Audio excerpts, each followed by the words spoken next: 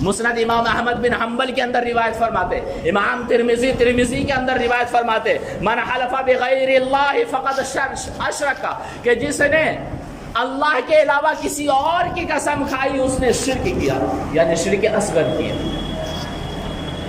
شرک اصغر کا مطلب یہ کام شرک تو نہیں ہے لیکن شرک کی طرف لے جانے والا گھنونا کام۔ اس لیے اعلیٰ حضرت علیہ رحمہ، آپ ان کی کتاب اٹھا کے دیکھیں، انہوں نے لکھا مزارات پہ جاؤ زیارت کرو لیکن مزار سے 4 ہاتھ دور رہنا، اور مزاروں کے پاس سامنے حد رکوع تک جھکنا حرام ہے، جہنم میں لے جانے والا کام۔ مزاروں کے آگے حد رکوع، حد رکوع کا معنی کیا ہے؟ اتنا جھک جانا ہے کہ ہاتھ بڑھائے تو گھٹنے پہ پہنچ جائے، اتنا جھک جاؤ کہ ہاتھ بڑھاؤ تو گھٹنے پہ پہنچ جائے۔ امام اعلیٰ حضرت علیہ رحمہ فرماتے کہ اتنا جھکنا مومن کے لیے مزار کے سامنے یہ حرام ہے، جہنم میں لے جانے والا کام۔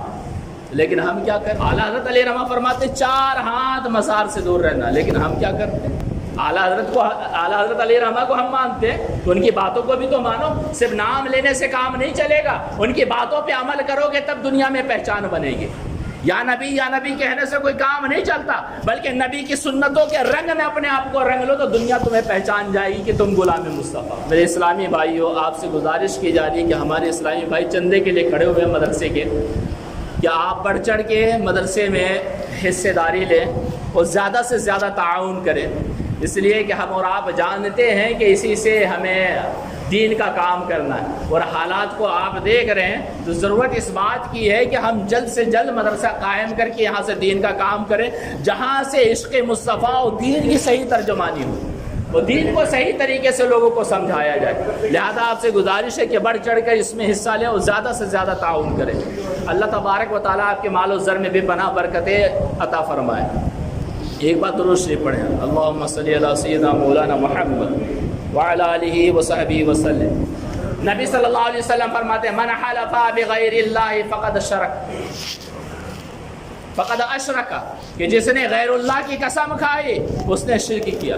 کیا ہم یہ نہیں کہتے کہ ماں قسم، ابا قسم، دادا قسم، دادی قسم، تیری قسم، اس کی قسم، اس طرح کی قسمیں کھانے کے تعلق سے نبی صلی اللہ علیہ وسلم فرماتے ہیں کہ جس طرح کام کرتا ہے، اس طرح کی قسمیں کھاتا ہے، رب کے نام کے علاوہ کوئی اور قسم کھاتا ہے، اس نے شرک صغیر کیا۔ قسم کھانی ہے ایک تو رب کی کھاؤ، لیکن رب کے نام کو بھی قسم کا ذریعہ نہ بناؤ۔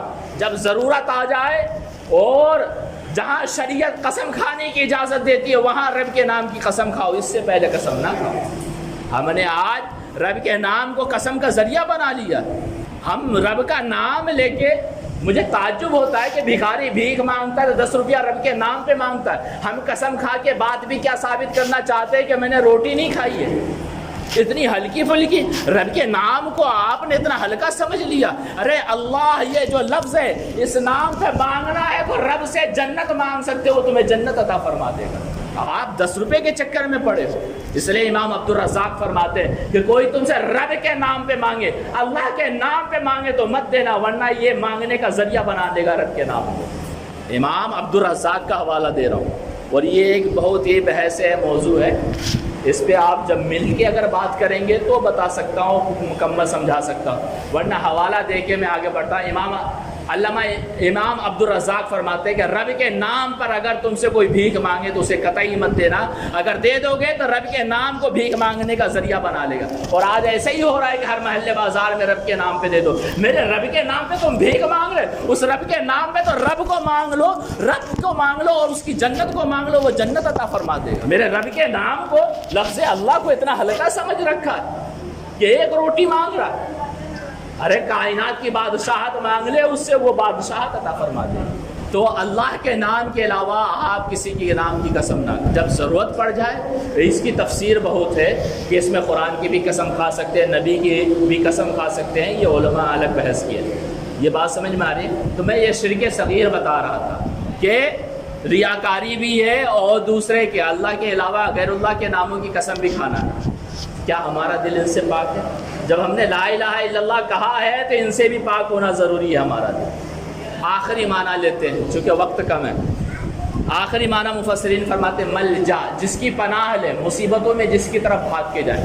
آپ ایمانداری سے بتائیں کہ جب آپ کے اوپر پریشانی آتی ہے، ناجائز آپ کو ستایا جاتا ہے، جب گنڈے کی دھمکی آپ کو ملتی ہے، جب ظالم آپ کو دھمکی دیتا ہے، جب محلے والے آپ کو ستاتے ہیں، آپ بھاگ کے مسجد کی طرف آتے ہیں یا پولیس اسٹیشن کی طرف جاتے ہیں؟ پہلے آپ کو رب کی طرف آنا ہے، پھر اس کے بعد دنیا کے جو اسباب ہیں ان کی طرف جانا ہے۔ لیکن حقیقت یہ ہے کہ مصیبت آتے وقت ہم رب کی طرف نہیں، دنیا داروں پہ زیادہ بھروسہ کرتے ہیں۔ اور رب کہتا ہے کہ جب مصیبت آئے تو مجھے پکار، میں تجھے بچاؤں گا۔ اللہ تبارک و تعالیٰ قرآن میں فرماتا ہے امن یجیب المضطر اذا دعاہ، کون ہے رب کے علاوہ کہ جب مصیبت زدہ اسے پکار لے تو اس کی مصیبتوں کو دور کر دے؟ وہ رب کی ذات ہے کہ جب پریشان حال اسے بلاتا ہے، پکارتا ہے، کہتا ہے مولا میری مدد فرما، تو رب کہتا ہے کہ میں اس کی پکار کو سنتا ہوں، اس کی پریشانیوں کو دور فرما دیتا ہوں، میرے علاوہ کون ہے؟ لیکن آج ہمیں ارباب حکومت پہ زیادہ بھروسے ہے، ہمیں گن پہ زیادہ بھروسہ ہے، چاقو چھری خنجر پہ زیادہ بھروسہ ہے، رب کی ذات پہ کم بھروسہ ہے۔ ہونا یہ چاہیے کہ جب مصیبت آئے تو ہم رب کی وہ یاد کریں، فَفِرُّوا إِلَى اللَّهِ، بھاگو اللہ کی طرف۔ لیکن ہم اللہ کی طرف نہیں، کہیں اور بھاگ کے جاتے ہیں۔ ہم اللہ کی طرف نہیں بھاگتے بلکہ کہیں اور بھاگ کے جاتے ہیں۔ تو اللہ کے علاوہ کس کی پناہ ہے؟ یاد رکھیں، اگر اللہ اپنی پناہ آپ کو دے دیا تو کائنات کے ساری چیزیں ایک طرف ہو جائے، جنات ہو، شیطان ہو، انسان ہو، سب کے سب ایک طرف ہو جائیں، اور آپ کا ایک بال اکھاڑنا چاہیں تو وہ نہیں اکھاڑ سکتے، اور رب آپ کے خلاف ہو جائے تو کائنات بچانے پہ آ جائے، آپ کو نہیں بچا سکتے۔ تو آپ سوچیں کہ ہمیں ڈرنا کس سے ہے؟ ہمیں عبادت کس کی کرنی ہے؟ ہمیں کس کی پناہ لینی ہے؟ کس کو ہمیں اپنا سمجھنا ہے؟ یہ سمجھنے کی ضرورت ہے۔ بڑا آسان ہے لا الہ الا اللہ کہہ دینا، اسی لیے شاعر کہا ہے یہ شہادت گہے الفت میں قدم رکھنا ہے۔ لوگ آسان سمجھتے ہیں مسلمان ہونا، لوگ آسان سمجھتے ہیں، بلکہ اس کلمہ طیبہ لا الہ الا اللہ کی حقانیت کے لیے کبھی کبھی گردن بھی کٹوانی پڑ جاتی ہے۔ اسی لیے تو شہید کا مرتبہ بہت اونچا ہے، شہادت کی فضیلتیں بیان کی گئی ہیں کلمہ حق کو ثابت کرنے کے لیے۔ اور جب یہ کلمہ طیبہ ہمارے دل و دماغ میں رچ بس جاتا ہے تو پھر بندہ مومن کا عمل بہتر ہو جاتا ہے، پھر اس سماج میں برائیاں نہیں، ظلم و زیادتی نہیں، بلکہ امن و امان دکھائی دیتا ہے۔ ہر چھوٹا بڑے کی عزت، ہر بڑا چھوٹے پہ شفقت کرتا ہے، ایک مسلمان غیر مسلموں کے حقوق کے خیال رکھتا ہے، یہاں تک کہ جانوروں پہ بھی رحم و کرم فرماتا ہے۔ کب؟ جب کلمہ طیبہ لا الہ الا اللہ ایک مومن کے دل و دماغ میں رچ بس جائے، جب یہ کلمہ ہمارے دل و دماغ میں بس جائے گا اور رچ بس جائے گا تو پھر ہمارا عمل اتنا بہتر اور شاندار ہو جائے گا کہ دنیا ہم سے بھاگے گی نہیں بلکہ کھنچی ہوئی ہماری طرف آ جائے گی۔ اللہ تبارک و تعالیٰ اس کلمے کی مثال دیا ہے کَشَجَرَةٍ طَيِّبَةٍ أَصْلُهَا ثَابِتٌ وَفَرْعُهَا فِي السَّمَاءِ، اور اس کلمے کی مثال اس طرح ہے کہ اس کی اصل ثابت ہے، ایک بہترین پاکیزہ درخت کی طرح ہے جس کی اصل ثابت ہے، جس کے فروع آسمان پر ہے۔ میں آپ سے ایک سوال کرتا ہوں، ایک بہترین پھل ہے، ایک بہترین درخت ہے، آپ اگر اس کا پھل نہیں کھا سکتے، اتنا بیکار پھل ہے، تو آپ اس درخت کو بہترین کہیں گے؟ بالکل نہیں کہے گا۔ ایک بچہ بھی کہے گا کہ بھئی اس درخت کا پھل ہمیں اگر فائدہ ہی نہ دے تو پھر وہ درخت فائدہ مند کیسا ہے؟ اور اللہ تبارک و تعالیٰ کلمہ طیبہ کی مثال بہترین پاکیزہ درخت سے بیان فرمایا، اور وہ پاکیزہ درخت اگر ہمارے اندر ہے تو ہم سے پھل بھی لوگوں کو بہترین ملنا چاہیے، ہمارا عمل بھی پاکیزہ ہونا چاہیے، ہمارا کریکٹر و کردار بھی بہترین ہونا چاہیے، اور ایسا بہترین ہونا چاہیے جیسے کہ سید الانبیاء نبی کونین صلی اللہ علیہ وسلم کا عمل تھا کہ دشمن بھی موم کی طرح پگھل کے ان کے غلام بن جایا کرتے۔ اس کلمے کو اپنے دل و دماغ میں اتارنے کی ضرورت ہے، لیکن یہ کلمہ آج صرف ہمارے ہونٹ اور زبانوں پہ رہ گیا، ہمارے دل و دماغ میں نہیں اترا بلکہ صرف ہمارے ہونٹ اور زبانوں تک رہ گیا ہے۔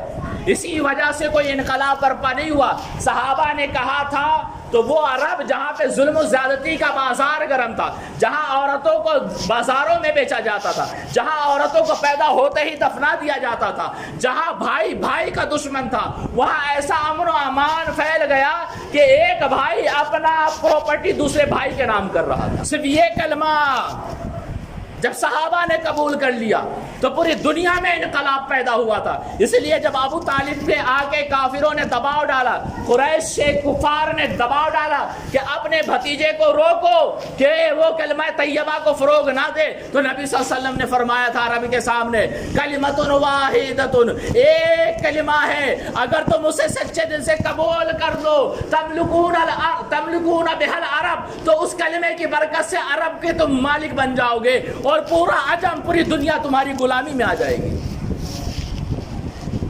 عرب کے کافروں سے نبی صلی اللہ علیہ وسلم نے فرمایا تھا کہ ایک کلمہ لا الہ الا اللہ سچے دل سے کہہ لو اور اس پہ عمل کرنے لگو تو تم عرب کے مالک بنو گے الگ، پوری دنیا تمہاری غلامیت میں آ جائے گی.